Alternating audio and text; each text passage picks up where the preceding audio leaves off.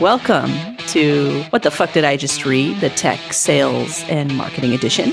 This is going to be a blast. This isn't just a podcast to have a conversation. This is a podcast to affect change. It's kind of our outlet for therapy, to just let it rip.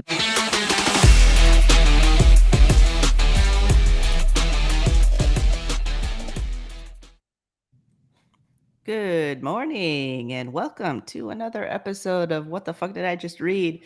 Tech Sales and Marketing Edition. Mr. Roberts, are we breathing this morning?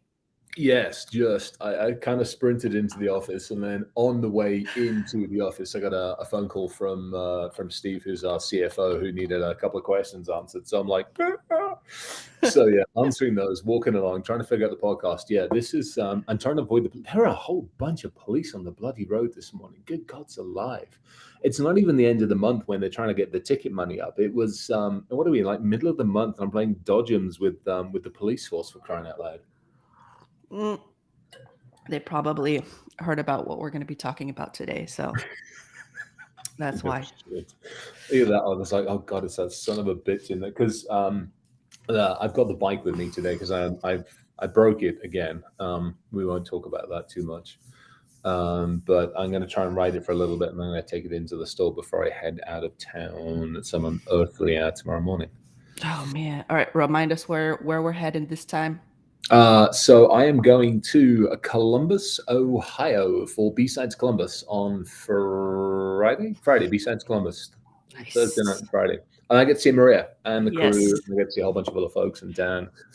And then I'm buggering off to, I got to head to DC at some crazy ass Saturday morning. And in theory, I should get back Sunday. We'll see. If Love it. Columbus hits home. I went to school in Ohio, so say hello to the Buckeyes. Sorry, Maria. That's okay. hilarious. There's another ridiculously good friend of mine who is a huge Michigan fan. I keep giving a shit because, well, you know, slight rivalry, shall we say? Yes, slight, to say the least. That's the key word. All right, cool. So how are we doing this morning? Not too bad. I'm actually trying to find. I sent you a screenshot. He said with an air of authority. I might have sent you a screenshot. Oh, there it is. I found it from Trinity. That was what I was looking for. Trinity sent us a note in. It was actually a really good freaking note. So I kind of want to talk a little bit about that today. But yeah, not too bad. It's Well, we have some questions around that one. About the geography. So we're definitely gonna. Yeah, I'm kind of intrigued on that one. I got half actually I have a couple of opinions, but I'm kind of really intrigued by everybody else's opinion on it as well. All right, we'll kick it off. I do want to touch on. Let me just make sure everything is going good. We have all the chats. We're on YouTube. Let's do some housekeeping. People, if you have questions for us, please let us know. Drop them in the comments, or if you want to come on the show, by all means, we love to have you here, and we appreciate you. Do we have anything else, Chris, in terms of housekeeping apart from just catching up and questions? I don't think so. I think we're good. Good to go on. Yeah, Columbus this week. Next week is I'm out with CISO. We had to hang out with CISO next week. Oh, that's right. And you get to see him also again in a week. Yeah, see him in a week. So I'm going to be off. It's going to be kind of crazy because I've got the podcast. And then, do I fly? I have no clue. I got to put my flight on. I think I've got podcast and flight. I have no idea. We'll figure it out. Exactly. We'll make it happen. We'll figure it out. Okay, let's kick it off. I do want to. Wow, I'm really dark, by the way. Hold on, let's figure this out. Okay, I'm good now. I shot you over some questions, by the way. This is we took episode 30 seriously. Got it. Oh, ambulance chasing. Yeah, that's a biggie. That's a biggie. Yeah, I want to talk about it because there was some heat yesterday between some of us in our chat group on the phone, pinging back and forth, and we got DMs. Hey, did you see this post? Which some of them are already deleted and do not exist, which is unfortunate. I got a screenshot of the one before it got, because I figured, there was one that got took a fair amount of heat. In some ways, we'll have the conversation. You set the scene, and then all right, we'll set the scene and we'll talk. So, as many of you may know, hopefully know, because it was in the news quite widespread, there was unfortunately a big breach at MGM. And naturally, there were a few vendors and individuals that we saw, our closed group that I speak to, who took advantage of this negative press and said along the lines, again, unfortunately, I did not screenshot this. Chris, maybe you have it, but Yeah, I got one of the they screenshots. they said, well, if they would have used our solution, this would never have happened. Or, along the lines of shame on them. If they would have done this better, this wouldn't have happened, and they probably didn't do it again. And it happened to them a few years ago, so they should, tisk tisk, they should have learned their lesson, and that triggered a lot of people. Um, and we talked about this, I think, maybe 10 or 15 episodes ago. Uh, we talked about ambulance chasing 10 or 15 episodes ago, but I feel like we should have this conversation again. Yeah, no, I'm with you. For me. I'm absolutely with you. Yeah, it's I mean, it's MGM's an interesting one.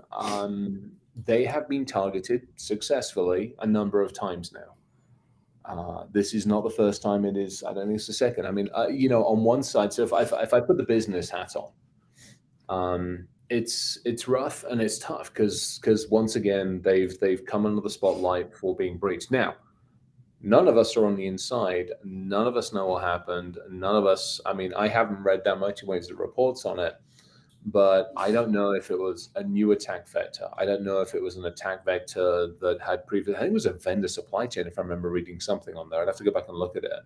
So then the question becomes one of, is it even there? Was it even something that they did, or was it somebody else? It's really, really hard to throw stones. And now this is coming from somebody that absolutely tarred and feather Colonial Pipeline. I will put my hand up and I tarred and feather Colonial Pipeline because I had more insider information on that one. Mm-hmm.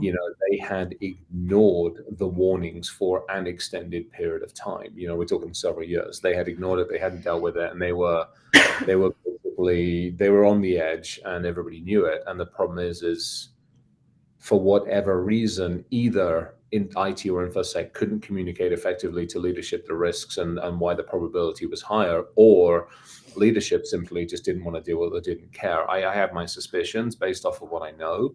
But Mm-hmm. the challenge with MGM is, they've been hit a number of times. They're obviously in an industry which is getting continually attacked, and they're in an industry where they've already been nailed a few times. So they're heightened anyway, and there's only so much you can do. I think this is where it gets frustrating. You're never going to stop a breach. It just isn't going to happen. And I don't care what any fucking vendor says. I don't give a damn what anybody thinks that they can do. You won't stop somebody from getting in. Now, Mm-hmm.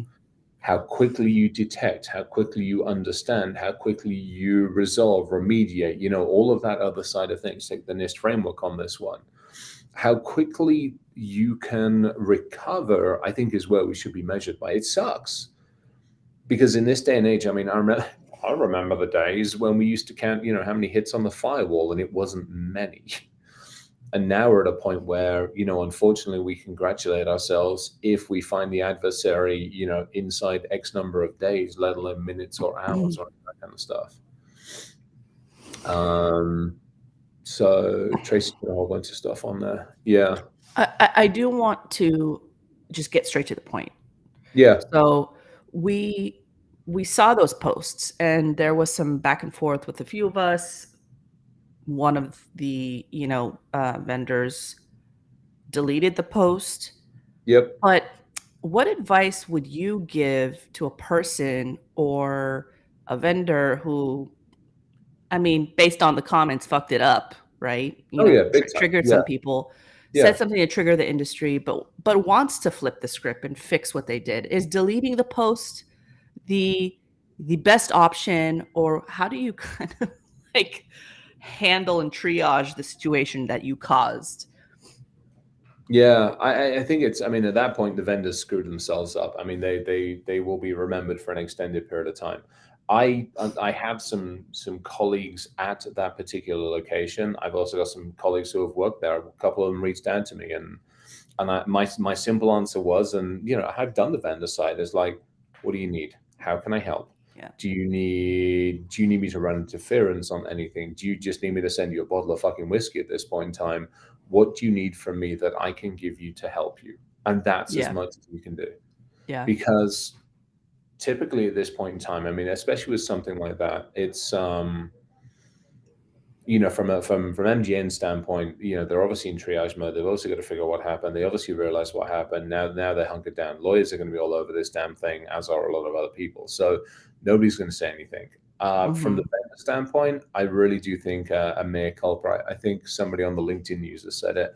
A mea culpa is necessary. Like, hey, we didn't mean it in the way that we said it. Um, our role is or should be to help, and we believe that we could have, and the way we approached it was incorrect. What we Right. should have done is basically put out the olive branch and said, "Hey, is there anything that we can do to help at this point?" Yeah. I 100%. mean, that's literally. I mean, if you fuck up, you admit it. So there's a couple of folks who've already said this one. So, Yep. um, yeah, it's and actually Tracy's put a really, really good analysis of what it was. It was a social engineering attack by the looks of it, which again goes back to you got all these fucking vendors which are saying, hey, they can solve the problem. But let's face it, most of the damn problem we can solve ourselves by doing a little bit more user training and end user awareness training. Mm. I mean, that's it. That's the same reason we do it here. I mean, we train our teams every single month. Mhm. We use, Gabrielle's platform over at Wiser, and it's every single month we go through training. We get the metrics on it. We help people. They understand it.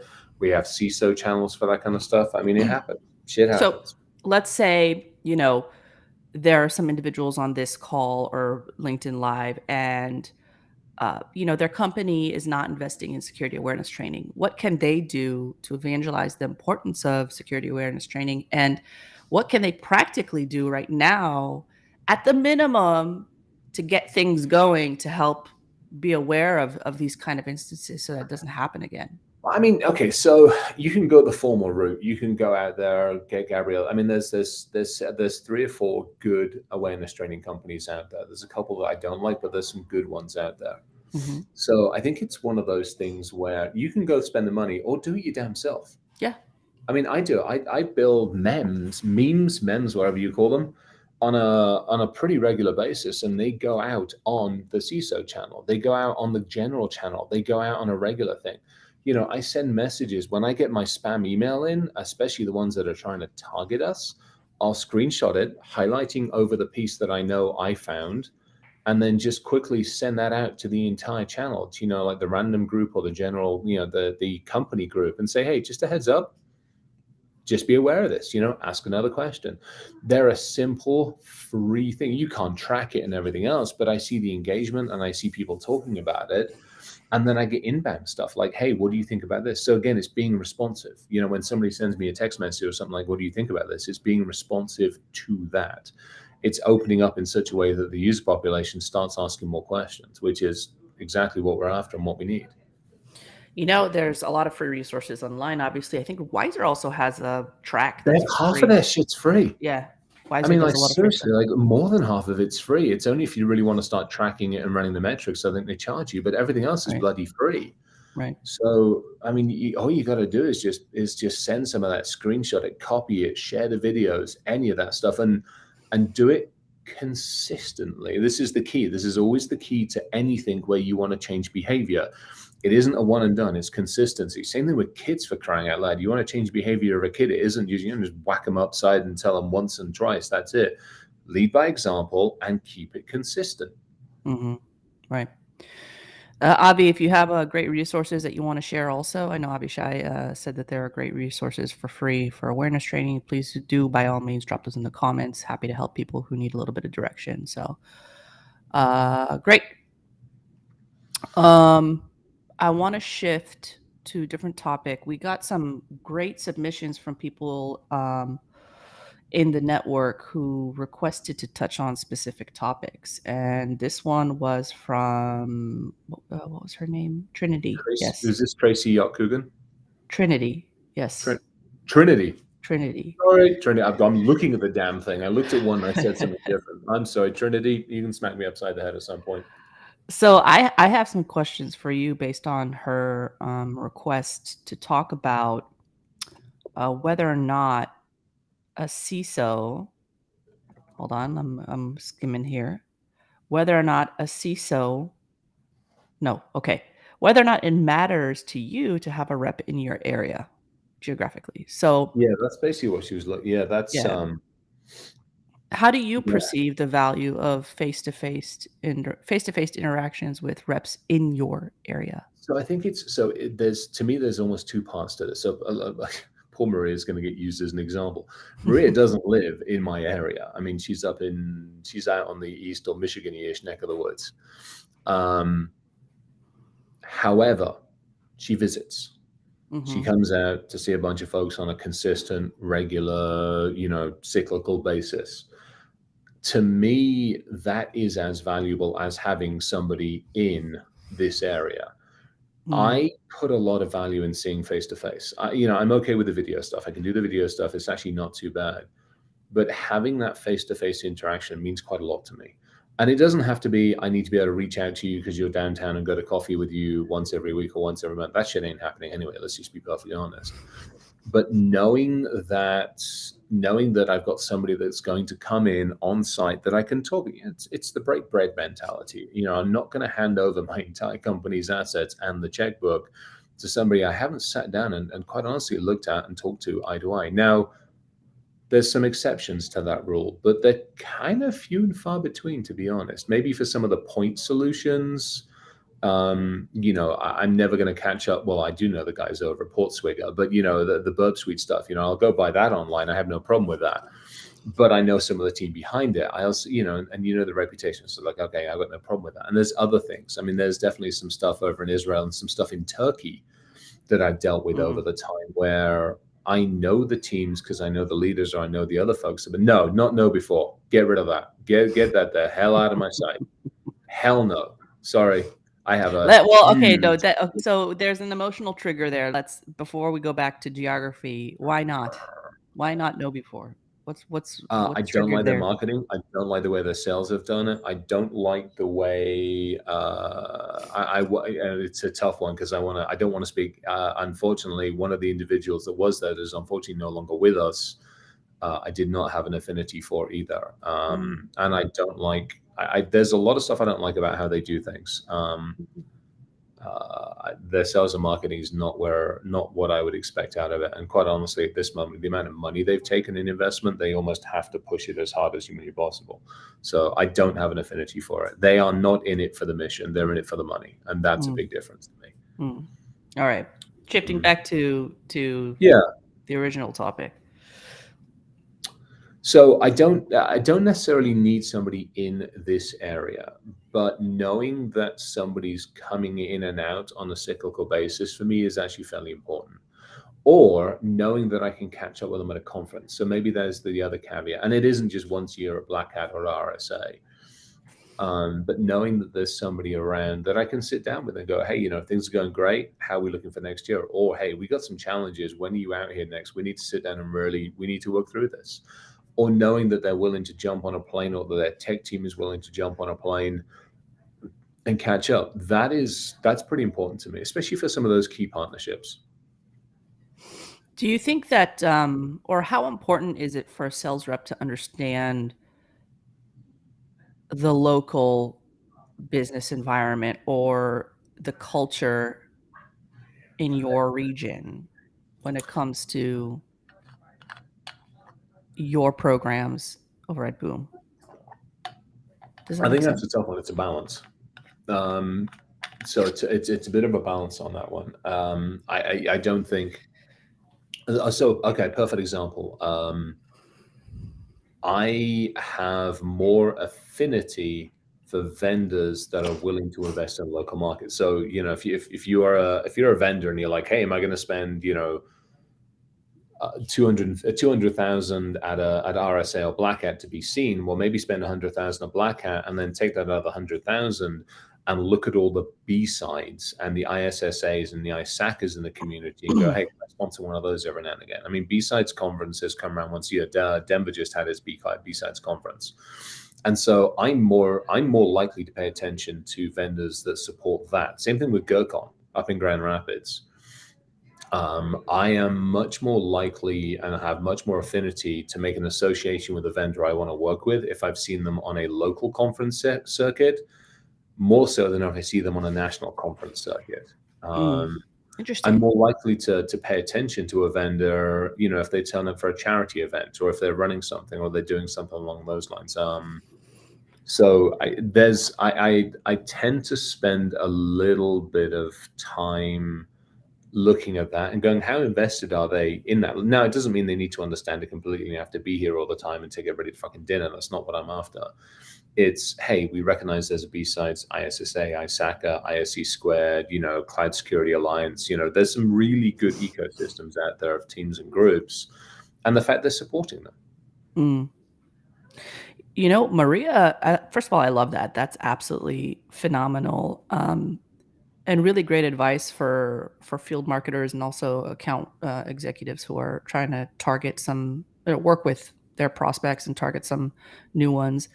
But I do want to mention something here that Maria said, and I swear by this point Maria should probably be She a just needs to be on the bloody co-host. podcast. But she says that if you as a seller have the opportunity to be in territory, sell where you live, do that every time. And this is a great comment because while she loves visiting her peeps, her kids are getting older and she misses them. And I like this comment because your job, while it's super important, your family to me comes first, right? And Mhm. if you're missing out on great, experiences with your family because you're visiting halfway across the world or across the country, your prospects and your clients, that could wear you down and wear down the family dynamic too. So I really appreciate that comment, Maria. Well done. And we should talk about co-hosting for Maria. Oh man. No, I think you're right. It's and now here's the challenge on that one. This is where it gets really sticky. You've got to have your audience, in other words, your CISO or somebody has got to be willing to accept that. And that's also Yeah. something that CISOs are not good at doing. In fact, anybody on the leadership, there are too many leaders out there who unfortunately don't think about the human. They just think about Hmm. what they want, when they want it, and they want it now. They don't Yeah. put those human considerations in place. So that's a tough one. I absolutely agree, but you better make sure that whoever you're saying, whoever you're having that conversation with, actually is a fucking human on the inside. Do you feel like Fuck me backwards with a pitchfork. My God, I mean, what is it with bloody salespeople? what came Sorry, in now? oh my God, I just got this LinkedIn. I'm catching up on some of the LinkedIn stuff. You want to talk about persistence? Somebody is just hitting me up from January, hit me up today. They accepted a global sales role with a company.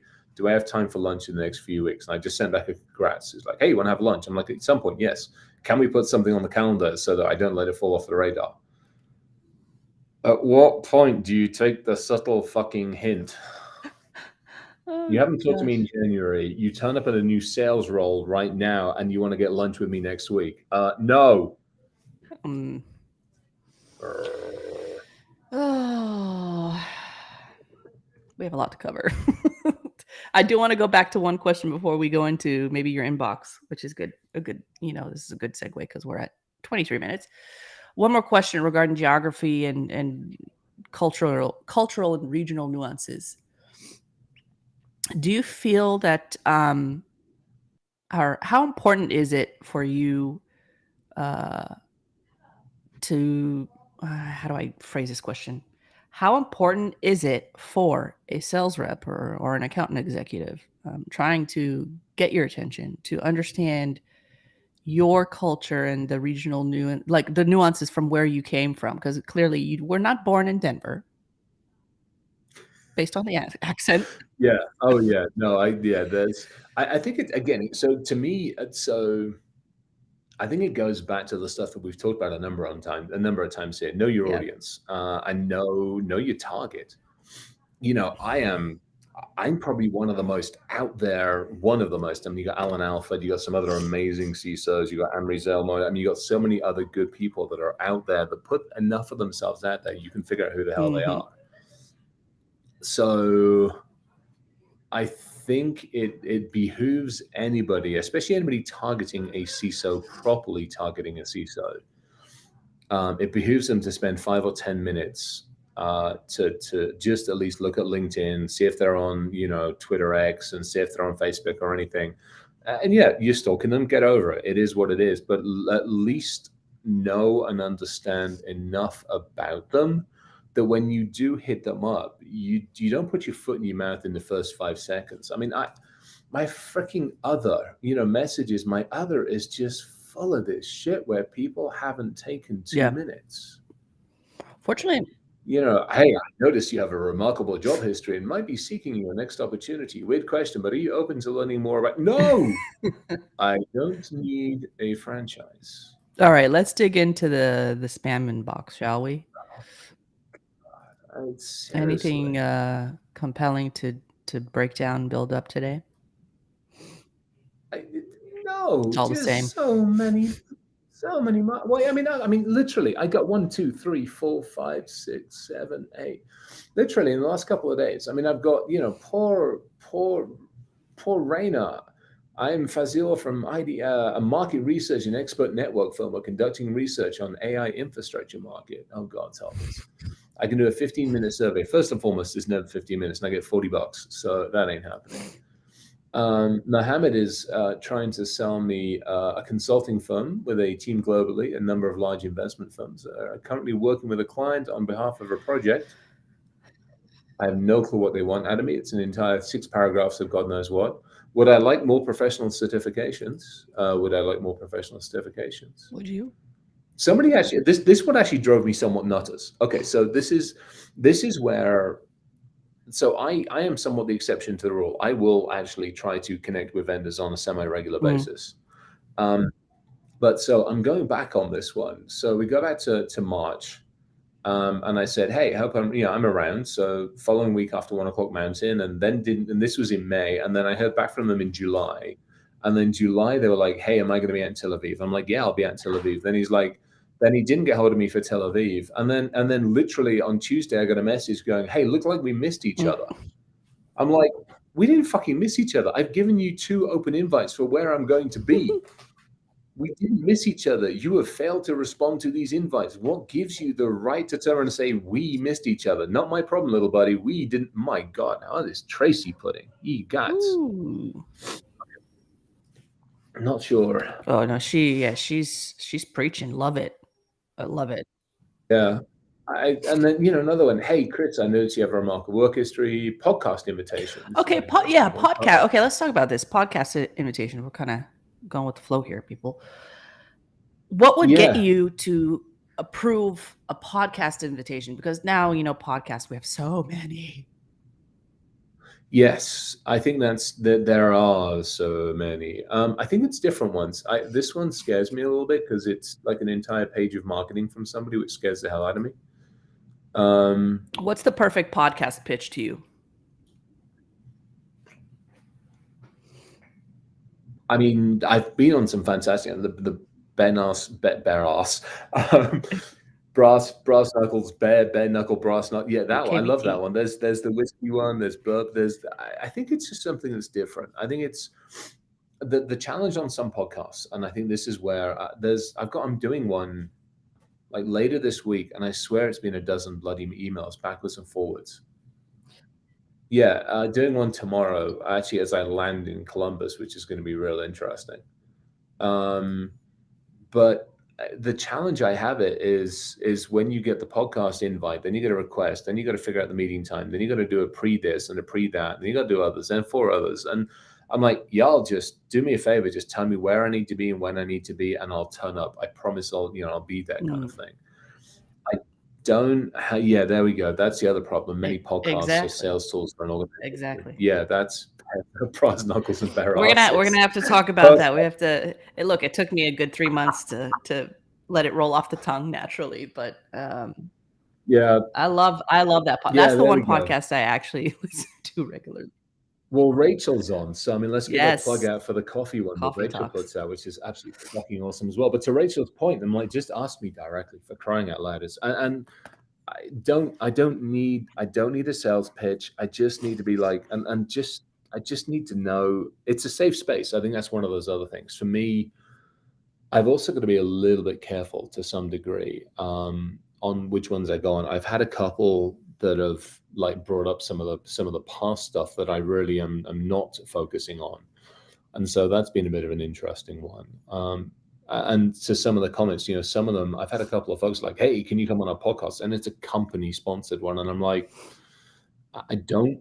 That's not who I Mm, am. I'll endorse things when I am happy with things that we are using. Again, same thing. Maria, she's like, "Hey, we're doing one." I'm all in. Stuff like that. You and I, let's face it. I mean, we kicked this one off after we figured everything out. It was a good way of doing yeah, things. yeah.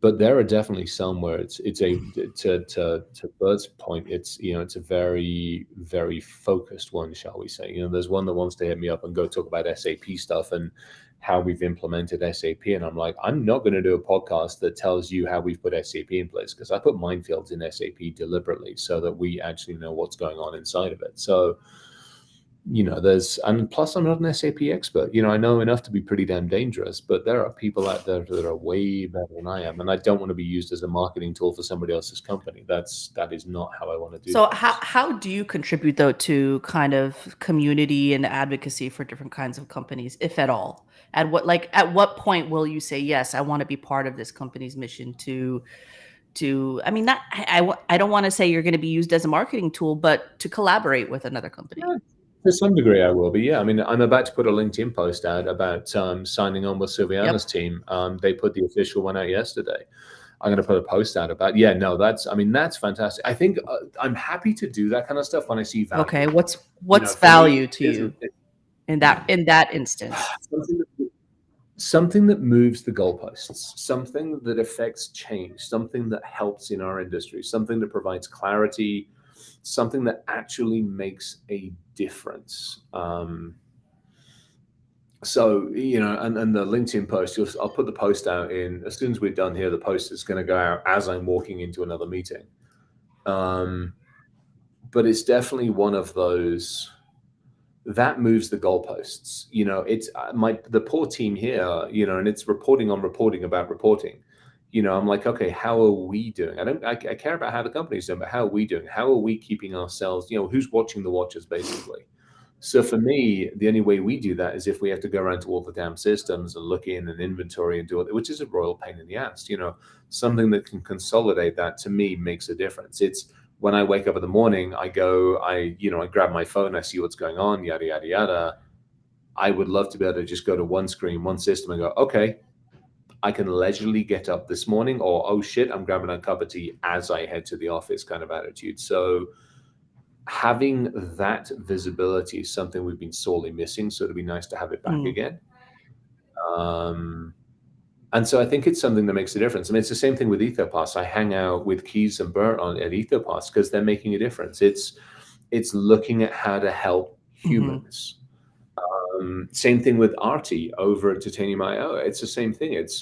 Everybody's figured out data at rest and data in motion, but data in use, actually protecting that effectively, that's a huge differentiator. That's something that we've not been able to do effectively. And her and the team there have done a kick-ass job of figuring it out. So I choose really freaking carefully, and I choose people I trust. I think that's the other one. I look at Artie. I trust the living daylights out of her.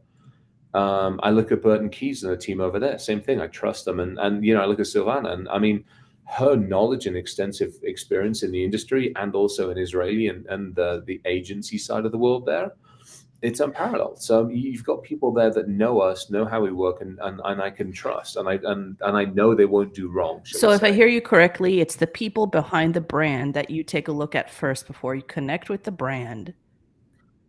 Oh yeah, What absolutely. I No, sorry, but go on. what specifically, what elements or characteristics are you looking at that establishes trust for you Ooh. amongst for that individual? So I think it's a couple of things. I want to see. I look for who they are as a Hmm. human. I look for how they walk through this world. I mean, if you look at it, the upside about the internet is you can do research on people pretty quickly and see where their viewpoints are, their thoughts or ideals, where they've tripped up, where they've maybe learned some lessons, where they haven't tripped up, or where they've screwed up. And back to this very, very first point, if you screwed up, take Yeah. ownership. I screwed up a number of times in my life, and I've taken the fucking ownership. And it hurts and it ain't fun. But you take the ownership. I mean, I did it the other day. I growled the other day, a couple of weeks ago. I growled at Jeff and I growled. And I realized it, and I apologized in public, and then I separately apologized to him and said, "Hey, I was out of line. I apologize." Rather than just trying to brush it off as like, "Oh, we had this," or whatever it was. So I think there's ample opportunity to figure out how people are around others when others are watching and not watching. So that's number one. Number two, I want to see how they run the company. I've always done this. An organization will not do business with Boom if I look at the leadership and the advisory team and everybody looks the same. Then we're going to have a problem with that. So I want to not just see that you're talking about diversity, equity, and inclusion. I want to make sure that you're actually fucking walking the walk as well. And I want to see progress. I've seen companies like, "Hey, we know we have a problem. Great, we'll fix it. Yeah. We'll talk." And it isn't the token person in if we what's the word I'm looking for? If I stereotype for a second. So if I stereotype, let's face it, normally you've got, CEO leadership and your token female is the bloody HR person. Or no, that shit doesn't fly with me. That token female better be up there right next to the fucking CEO, or hell, I want them as the CEO. Whatever. Don't do that shit to me. Same thing with anybody of color. Don't put them in a token place. Actually have them be a person of importance. They fucking earned it, so give it to them. So I have a lot of I do a lot of background with that one as well. I love it. Yeah, that's important. I think for folks to understand as they're trying to establish trust with practitioners, with buyers, with professionals in this industry before you can actually establish it. Tracy, good point. You have to earn it first. So to understand what you're looking for, I think is helpful for a lot of people here on the call today. We have Ally who wants to come on, by the way, for a question. Before I do that, do you have anything to add, Chris? I interjected. I'm sorry. No, you're good. I think no, I think that's true. I think any of us that maybe have a name, and there's a number of folks in our industry that have got now. There are some exceptions to that rules, no two ways about it. But I mean, I know Alan and I know a bunch of other folks look the same way at things and go, okay, if I'm helping, if I'm putting one, can I affect change and make a difference? Or is it just they're using me for marketing? I had a run-in with a company over in Israel I was just a face for the marketing, and I'm like, and we're done. I think I lasted there for 3 months.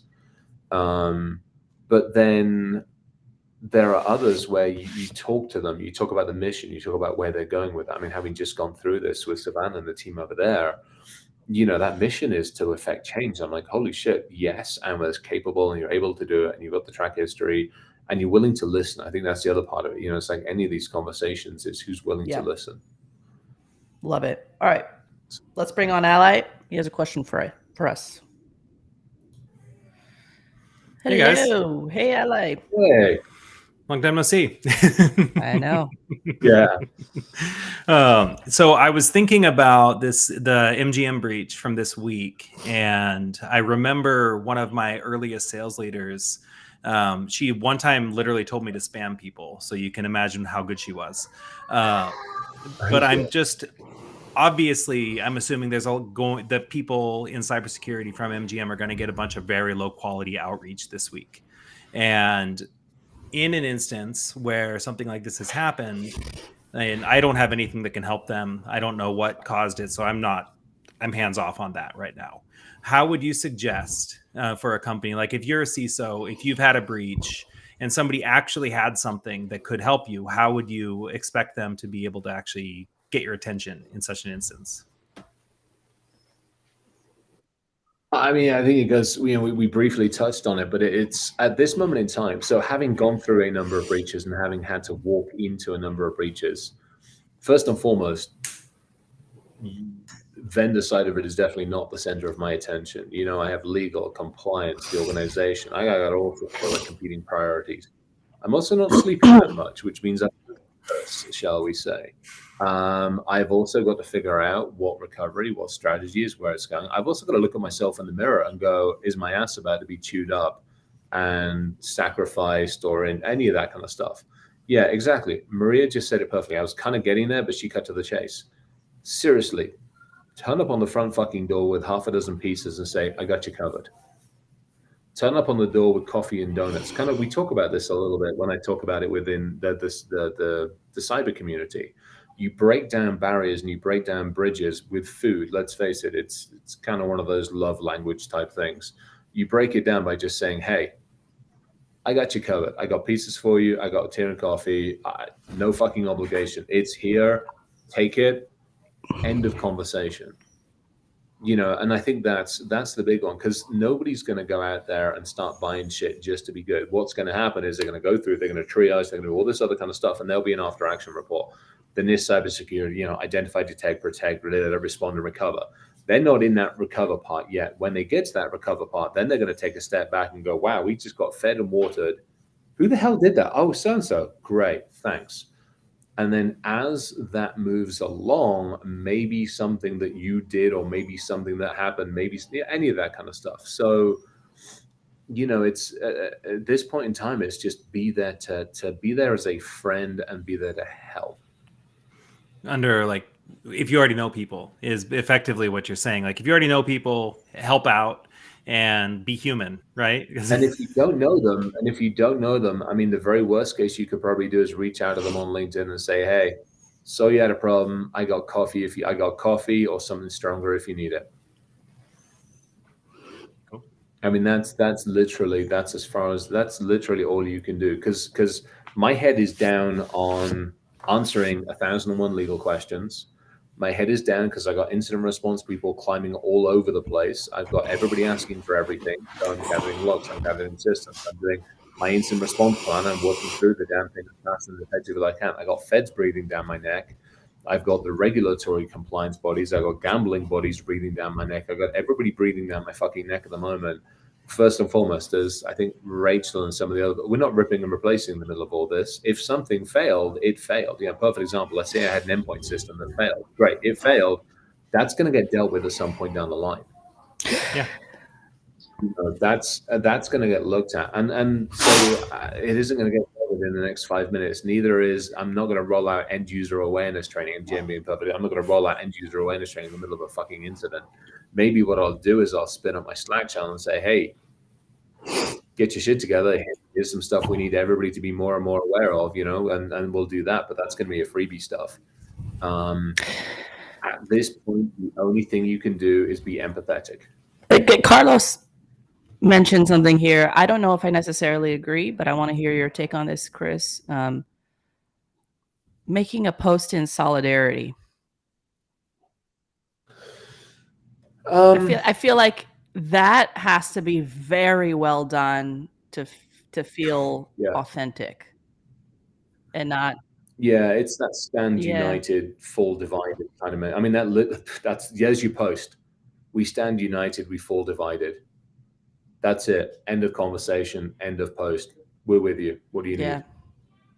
I feel like a lot of people might take that as an opportunity for some more press. I mean, absolutely. Hey, we stand united with them, and if we from I don't know how I feel about that. Stand united with them if they'd have, we know we could have. Yeah, no, that shit doesn't fly. It's a simple forward message. Cool. Yeah, I feel like it's a really complicated spot in general, just because you can, there's a lot of ways to do it wrong. And to me, my background was healthcare. I worked in emergency medicine, and if I'm busy, just stay away. I probably won't eat. I won't drink water. I'm doing nothing until this thing is solved. And so my MO has just been look, you deal with that later when you're looking to fix it. Maybe we'll talk. But I was thinking if there was a way that from the vendor side, we have certain levers we can pull, obviously, to help people. And so thank you for that. I think, sending coffee, sending pizza. If it's you, we'll send, I don't know if it's Assam or Darjeeling, but some kind of tea. Or if it's you, I'll send you some green juice or like turmeric carrot juice or some weird shit like that. Tea works. Yeah, tea works. Believe me, probably stronger stuff as well, but tea's definitely going to get through the system. Yeah, it's really tough because if you've not ever been in a situation where you've had to deal with incidents, especially ones under pressure, it's not fun. It's not fucking. I mean, I've done it for too many years. I ran the IR teams and everything else for too many years inside companies and all sorts. And it fucking sucks. And that's part of the reason I ended up in Ohio is at the time a mentor said, "Hey, I need you in Ohio," and I'm like, "Why me?" And he's like, "Because we have an IR," and I'm like, "Ah, fuck." And he's like, "Coming out?" I'm like, "I got you covered." And he's a friend, so I came out and I stayed out, and it was a mess, but that first period of time is just sorting out all the shit, because I mean, nobody's got all their shit together, let's face it. So going in there and saying, "Hey, we can help sort your shit out," I mean, it's tough. It's because there are some times, perfect example, I've been in a couple where I could have, in the moment, I could have done with a fucking tool that does what SIM does and SIEM does these days. Man, I would have killed for a really good tool that went through my logs and went through everything else. What did I do? I dropped everything into folders and I grabbed the crap out of it. I dropped it out to, I was grabbing the hell out of it and dropping it in and out of spreadsheets, because it was quicker, faster, simpler to do that than it was to try to roll in a new tool. And so I think that's one of those things that even in the moment, if I turn around to you, I mean, so maybe there's an exception. So you look at the folks over at Semperis, they have free tools that go look at Active Directory stuff. If I know I've been attacked in AD, just maybe knowing that tool is out there might be enough to go, shit, I'll go grab it quickly and let's just go run some tests. So there are going to be some exceptions to the rule, but on the outside, you won't necessarily know that. If you're going to do a solidarity post, maybe that solidarity post has some free tools in it. Like, hey, if don't know the stuff that's going on, dear MGM, don't know going on, but hey, here's some free end user awareness training. Here's some free AD tools. Here's some free this tools. Here's some free this tools. Fucking use them as best as you can. Here's a simple tool that greps the shit out of all your logs in 2 seconds. So it's tough. It's really, really tough. And there's no easy solution. It's not a fun time to be in. All right, Ally, thanks for joining us. Always good to see you. Thanks, Yep, great to see you guys. All right. We have about 10 minutes left. Yeah, I definitely have a hard stop again. Shall we sign off with some imparting thoughts today? Yeah. Tread carefully. I mean, it's, I think that's probably the best one I can say. And that applies in so many different directions, whether we're talking publicizing a breach, whether we're talking face-to-face communications, whether we're talking initial reach out. Tread carefully, and tread wisely. What's the vendor for that AD tool? James, it is Semperis, Semperis. There you go. And it's called Purple Knight. The tool is called Purple Knight. So enjoy. And it's free and it's called and I help build it. Yay. No, I think that's it. Tread lightly. Yep. There's too, and it isn't just ambulance chasers. I mean, there's too many of us that are doing too many things and we're not doing it. We're underwater. I mean, I look at the team I have here and look at everything else. It's we're underwater, and I don't need somebody else pushing on buttons that just make us trigger. So I think it's just tread nicely. Yeah, I just echoing on that. Be human and understand that we're dealing with humans who are probably undergoing a lot of stress and who are probably suffering from some anxiety right now. I mean, I had to Google high functioning anxiety this week. It hits close to home. Yeah. So, figure out how you handle those situations, because we all know, mental health in this industry is quite a feat to handle. So just be kind, be patient, and understand the other person on the other side. So I will sign Cool. off on that. I hope everybody has a great day and a great rest of their week, including yourself, Chris. Yeah, you too. You take care of yourself from a mental Yes, standpoint, especially. we are going to recharge the rest of the week. Let's just say that much. Good. That makes me happy. Yeah. Good. All right, folks. Thanks again for joining us today. This has been a wonderful episode. Appreciate you, Chris, as always, and appreciate the audience as Same thing. well. Appreciate everybody as well. Yeah. All right. This has All been right. another episode. Take We care, are everybody. Stay safe. out.